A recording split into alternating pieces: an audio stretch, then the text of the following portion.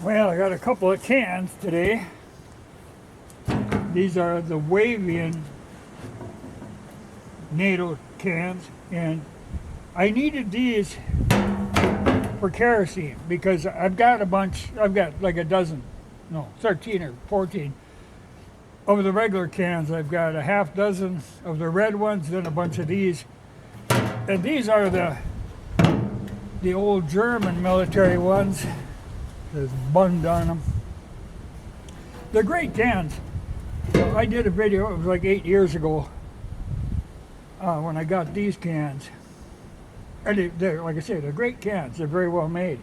But at the time, somebody had, made the comment, when this kind of thing always happens, that they have some that look like that. Then they leaked. Oh, they leaked. Well, okay, I bought one of the leakers to show you the difference. These are made in China, and they're a knockoff can. They're not a NATO can. The NATO cans could be made in very many different countries, but they're all made to the same standards, and they're all very well made. But if there's something good, the Chinese are going to make a knockoff of it. And if you don't know what you're looking at, you end up with them. But it's not the same can. It's just like a faint shadow of the can. But this sort of thing happens all the time. Like I've had people say, I like Swiss Army knives. They had somebody say, I had one, bent the blade on it.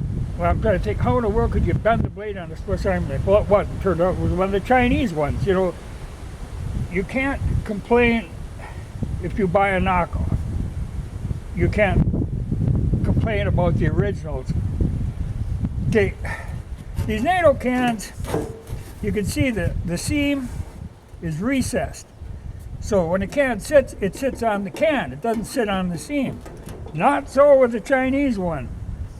Chinese one, the seam is right there. They're a lot thinner metal. On the NATO cans, it's welded.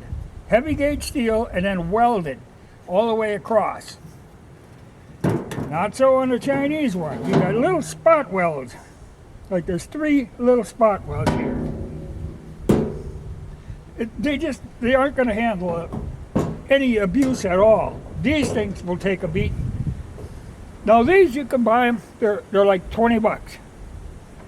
Or even cheaper. These are going to cost you, well, like these blue ones were 60 each. And that's for about the going rate. I think I paid, might have been 30 for these surplus ones. But they're a really good can. But I'll probably give this one to my brother just to torment him. But there's a world of difference. You have to know what you're looking at. These are not equivalent to these. There's nothing the same about them. The paint will chip off of these. These got chipped up, scratched up just in the shipping. And they were in a box. I shouldn't say I got one of them. And the only reason I bought this one was like for demonstration purposes, but also because with that can came this rack, which is a pretty good rack that I want to mount right there to hold my good can. Because I always like to carry one can in there. Like I said, I've got a bunch of them. I got a bunch of red ones.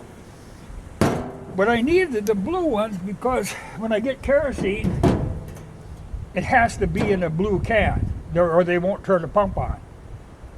And I've got this plastic one that I just hate. So I figured, I'd break down and buy a couple. I should maybe get a couple more